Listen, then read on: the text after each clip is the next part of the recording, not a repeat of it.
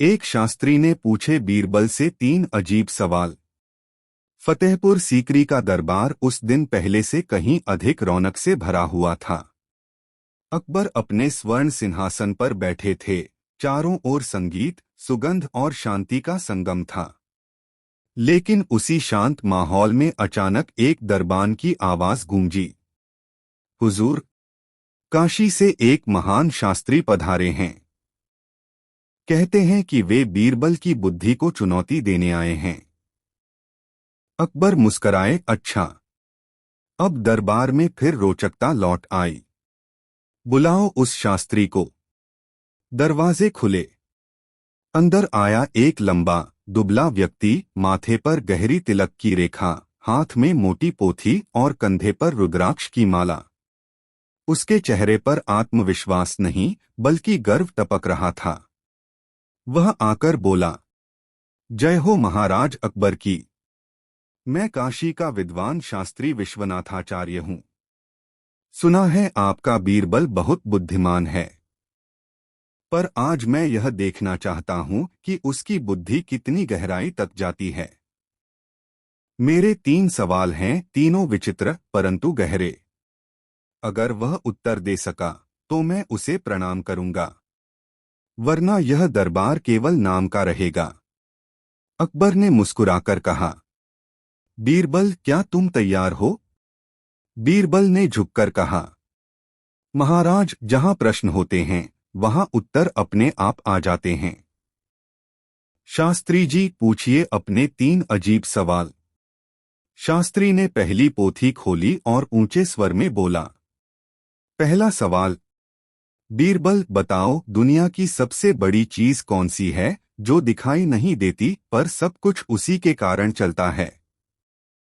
दरबार में सन्नाटा छा गया। कोई बोला ईश्वर, कोई बोला प्राण, कोई वायु। लेकिन बीरबल शांत खड़ा था। फिर मुस्कुराकर बोला, शास्त्री जी, दुनिया की सबसे बड़ी चीज विश्वास है। वही दिखती नहीं, पर उसी पर संसार चलता है। विश्वास न हो तो प्रेम नहीं, व्यापार नहीं, धर्म नहीं, शासन नहीं। राजा की शक्ति तलवार से नहीं, प्रजा के विश्वास से होती है। और शास्त्रों का अस्तित्व भी तभी तक है जब तक लोग उन पर भरोसा करते हैं। अकबर ने मुस्कराकर ताली बजाई। वाह बीरबल, बिल्कुल सटीक। शास्त्री ने सिर हिलाया। ठीक है, यह उत्तर गहन था। अब दूसरा सवाल सुनो। दूसरा सवाल, अगर तुम्हें किसी इंसान का असली चेहरा देखना हो तो क्या देखोगे, उसकी बातें या उसके कर्म? दरबारियों में हलचल हुई। किसी ने कहा, बातें व्यक्ति का हृदय बताती हैं। दूसरा बोला, कर्म सच्चे होते हैं। बीरबल मुस्कुराया और बोला, शास्त्री जी, न बातें पूरी सच्ची होती हैं, न कर्म पूरी तरह झूठे, क्योंकि आदमी दोनों में अलग अलग रूप रखता है। किसी के चरित्र को पहचानना हो तो देखो वह क्या करता है जब कोई उसे देख नहीं रहा होता। वहां ना शब्द काम आते हैं, ना दिखावा। वही क्षण है जहां आदमी का असली चेहरा छिपा होता है। दरबार में वाह की आवाज गूंजी। अकबर ने हंसते हुए कहा, यह उत्तर तो मानो दिल को छू गया। शास्त्री थोड़े विचलित हुए पर बोले, ठीक है बीरबल, तुम बुद्धिमान हो। पर अब तीसरा सवाल सबसे कठिन है। अगर इसका उत्तर दे दिया तो मैं तुम्हें भारत का सबसे बड़ा ज्ञानी मान लूंगा। तीसरा सवाल, बीरबल बताओ, अगर भगवान और सच तुम्हारे सामने खड़े हों और तुम्हें किसी एक को प्रणाम करने की अनुमति हो तो तुम किसे प्रणाम करोगे? सवाल सुनते ही दरबार में सन्नाटा छा गया। कई दरबारी सोच में पड़ गए। यह तो नास्तिकता का प्रश्न था। अकबर भी कुछ पल को चुप रहे।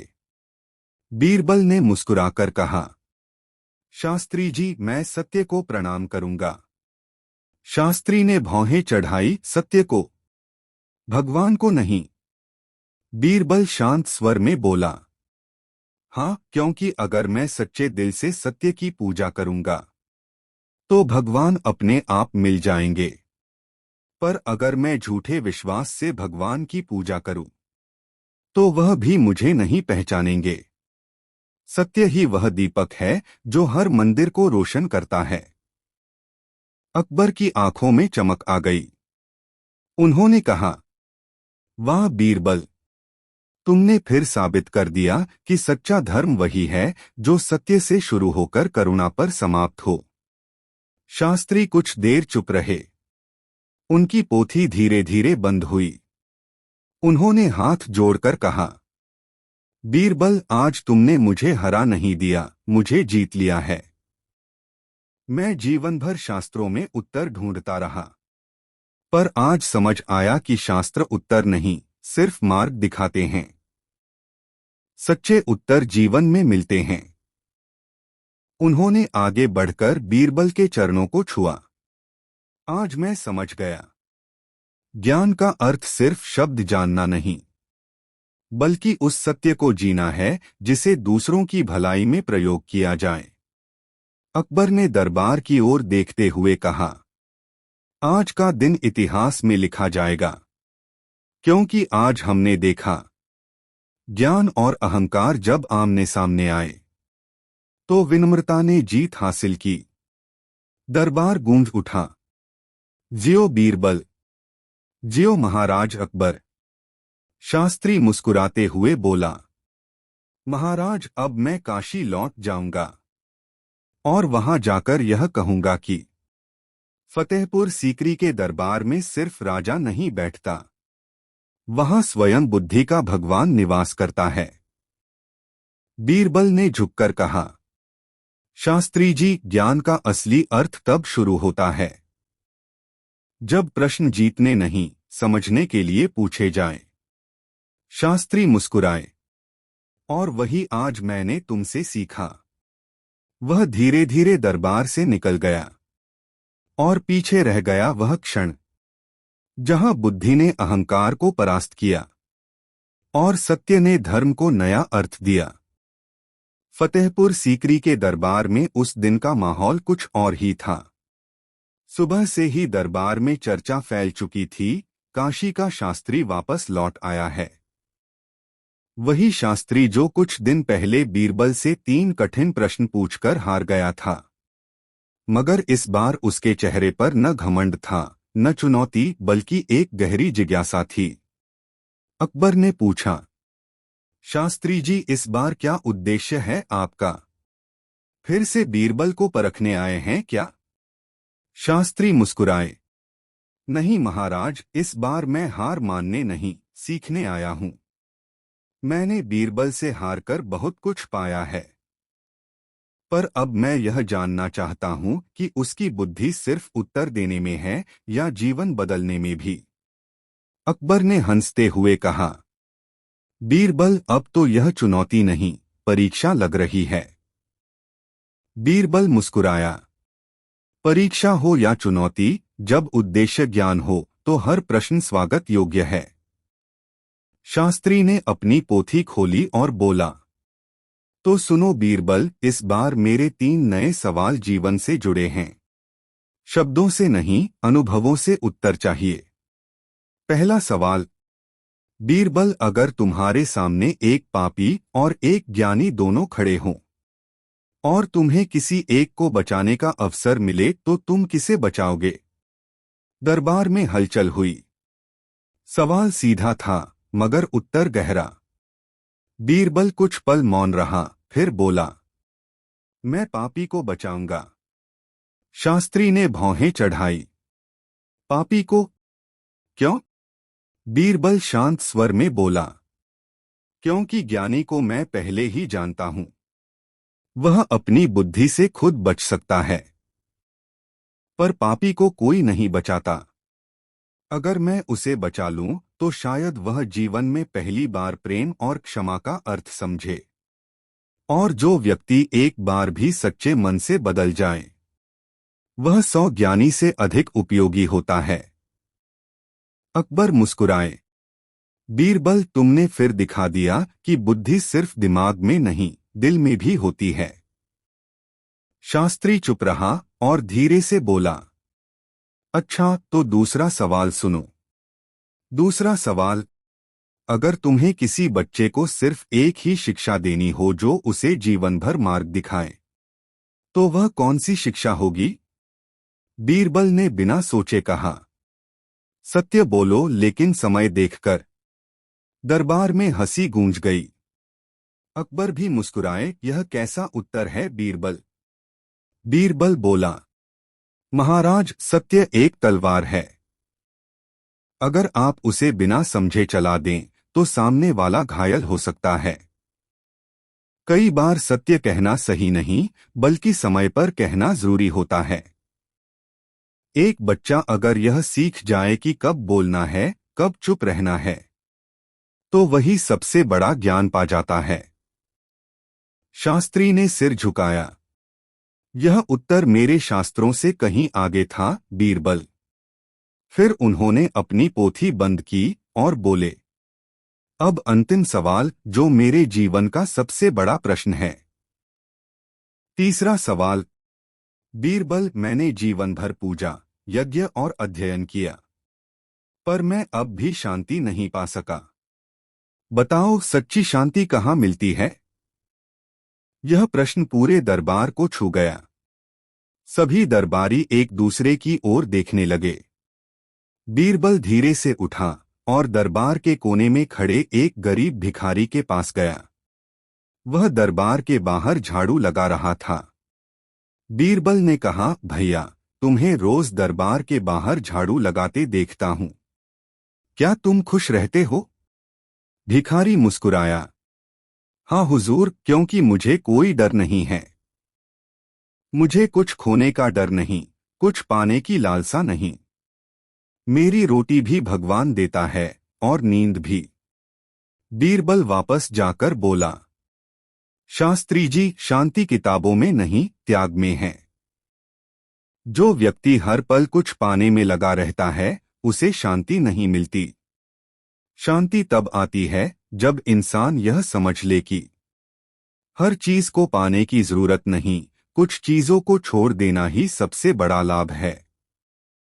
शास्त्री की आंखों से आंसू गिरने लगे। वे बोले, बीरबल, आज तुमने जो कहा उसने मेरे वर्षों के अध्ययन को अर्थ दे दिया। मैंने शांति मंदिरों में ढूंढी, जबकि वह तो अपने भीतर थी। अकबर ने दरबार में कहा, आज का दिन इतिहास में लिखा जाएगा, क्योंकि एक शास्त्री ने आज समझा कि सच्चा ज्ञान ग्रंथों में नहीं, जीवन में छिपा होता है। शास्त्री उठे, बीरबल के चरणों में झुके और बोले, मैं अब जीवन भर लोगों को यही सिखाऊंगा। ज्ञान बांटने से नहीं, समझने से बढ़ता है। बीरबल ने नम्र स्वर में कहा, और वही सच्चा धर्म है जो दूसरों के भीतर प्रकाश जलाए, ना कि केवल अपनी बुद्धि की लौ दिखाए। दरबार में तालियां गूंज उठीं। फतेहपुर सीकरी उस दिन सिर्फ एक दरबार नहीं रहा, वह जीवन की सबसे बड़ी पाठशाला बन गया था, जहां एक शास्त्री ने हारकर भी सच्ची जीत पा ली। फतेहपुर सीकरी की सुबह उस दिन कुछ अलग थी। राजमहल के आंगन में हल्की धूप फैली थी और दूर से शहनाइयों की मधुर ध्वनि सुनाई दे रही थी। पर दरबार के भीतर एक नया हलचल था, क्योंकि वही काशी का शास्त्री तीसरी बार दरबार में प्रवेश कर चुका था। इस बार उसके चेहरे पर न घमंड था, न भय, न कोई चुनौती। बस एक अजीब सी शांति और विनम्रता झलक रही थी। वह धीरे से झुककर बोला, जय हो महाराज अकबर की, जय हो बीरबल की। पिछली बार मैंने ज्ञान मांगा था, इस बार मैं जीवन की सच्चाई पूछने आया हूं। अकबर मुस्कराए, शास्त्री जी, अब आप दरबार के मेहमान नहीं, परिवार के सदस्य जैसे हो गए हैं। अब तो पूरा दरबार भी उत्सुक है यह सुनने के लिए कि आज के 3 प्रश्न क्या हैं। बीरबल हंसते हुए बोले, महाराज, जब प्रश्न शास्त्री जी पूछते हैं तो जवाब में सिर्फ शब्द नहीं, कभी कभी जीवन बदल जाता है। शास्त्री ने पोथी खोली और कहा, तो सुनो बीरबल, आज के 3 प्रश्न उन बातों से जुड़े हैं जिन्हें मैं समझ नहीं पाया। मानव का धर्म, कर्म और प्रेम। पहला सवाल, बीरबल, अगर कोई व्यक्ति बार बार गलतियां करता रहे तो क्या उसे बार बार माफ किया जाना चाहिए? दरबार में एक पल को सन्नाटा छा गया। कुछ दरबारी फुसफुसाए, अगर ऐसा होगा तो लोग बदलेंगे ही नहीं। बीरबल ने मुस्कुराकर कहा, शास्त्री जी, गलती के 2 रूप होते हैं, एक जो अज्ञान से होती है और एक जो अहंकार से। अज्ञान वाले को माफ करना करुणा है, अहंकारी को माफ करना कमजोरी। पर याद रखिए, माफ करने का अर्थ ये नहीं कि आप भूल जाएं, बल्कि इसका अर्थ है कि आप अपने दिल को नफरत से मुक्त कर दें। गलतियों को दोहराने वाला अगर सीखने को तैयार है तो उसे 100 बार माफ करना भी पुण्य है। लेकिन जो गलती को गर्व बना ले, उसे माफ करना अपने ही विवेक का अपमान है। अकबर बोले, वाह बीरबल, माफी और मूर्खता के बीच की रेखा को तुमने कितनी साफ तरह से बताया। शास्त्री ने गंभीर होकर सिर झुकाया। ठीक है, दूसरा सवाल अब जीवन से भी बड़ा है। दूसरा सवाल, बीरबल, अगर भगवान सब जगह हैं तो फिर इंसान को मंदिर मस्जिद जाने की क्या जरूरत है? पूरा दरबार शांत हो गया। यह सवाल न सिर्फ कठिन बल्कि संवेदनशील भी था। बीरबल ने मुस्कुराते हुए अपनी बात शुरू की। शास्त्री जी, भगवान हर जगह हैं, यह सत्य है। परंतु इंसान हर जगह भगवान को नहीं देख पाता, यह भी सत्य है। मंदिर, मस्जिद, गिरिजाघर, ये स्थान भगवान को नहीं, इंसान को याद दिलाने के लिए बने हैं। जब मन भटकता है तो एक जगह, एक प्रतीक उसे केंद्रित करता है। मंदिर में भगवान नहीं बसते, मंदिर में हमारा ध्यान बसता है। और जब ध्यान भीतर टिक जाता है तो इंसान समझ जाता है कि भगवान बाहर नहीं, उसके अपने भीतर है। अकबर बोले, यह तो एक साधु जैसा उत्तर है बीरबल। बीरबल मुस्कुराया। महाराज, जब प्रश्न आत्मा से उठे तो उत्तर मनुष्य नहीं, अंतरात्मा देती है। शास्त्री कुछ पल तक मौन रहे। उनकी आंखों में अब जिज्ञासा से अधिक श्रद्धा थी। ठीक है बीरबल, वे बोले, अब मेरा अंतिम सवाल सबसे कठिन है। तीसरा सवाल, बीरबल, क्या जीवन का उद्देश्य सुख पाना है या दूसरों को सुख देना? पूरा दरबार अब एकदम शांत। सभी की निगाहें बीरबल पर टिक गईं। बीरबल कुछ क्षण तक मौन रहा, फिर बोला, शास्त्री जी, जीवन का उद्देश्य न सिर्फ सुख पाना है, न सिर्फ सुख देना, बल्कि सुख बन जाना है। जो व्यक्ति खुद के भीतर शांति पा लेता है, वह जहां जाता है वहां शांति बांटता है। जैसे एक दीपक खुद जलता है तो बिना चाहे ही चारों ओर रोशनी फैलाता है। वह दूसरों को रोशन करने की कोशिश नहीं करता, वह बस खुद उजाला बन जाता है। सुख पाना स्वार्थ है, सुख देना करुणा है, पर सुख बन जाना वही मोक्ष है। अकबर के होठों पर मुस्कान आई। बीरबल, तुम न केवल विद्वान हो बल्कि आत्मा के सच्चे ज्ञानी भी। शास्त्री की आंखों से आंसू बहने लगे।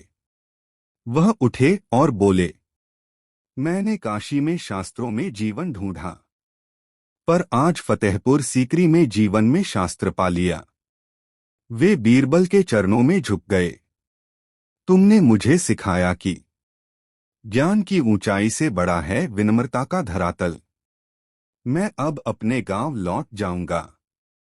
लोगों को यह नहीं बताऊंगा कि बीरबल ने मुझे हराया, बल्कि यह कि बीरबल ने मुझे समझाया। बीरबल ने धीरे से कहा, शास्त्री जी, जो सीख लेता है वह कभी हारता नहीं, वह दूसरों के लिए मार्ग बन जाता है। अकबर ने हाथ उठाकर कहा, आज का दिन इतिहास में स्वर्ण अक्षरों में लिखा जाएगा, क्योंकि आज बुद्धि ने धर्म को नहीं हराया, बल्कि धर्म ने बुद्धि को अपनाया। दरबार जय हो बीरबल की आवाजों से गूंज उठा, और उसी दिन से काशी के शास्त्री ने लोगों को यह सिखाना शुरू किया कि सबसे बड़ा ज्ञान वह नहीं जो किताबों में लिखा हो, बल्कि वह जो जीवन में जिया जाए।